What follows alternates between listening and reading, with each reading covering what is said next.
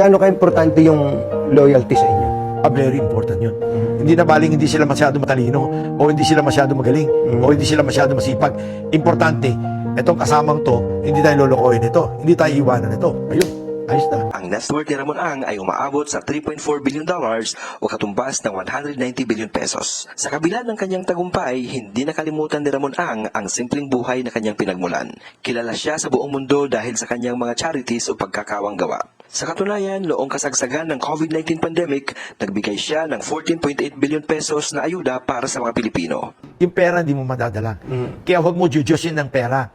Yung pera is meant to be shared, is meant to be used to help our country, our people. Huwag tayo magdamot sa mga kababayan natin.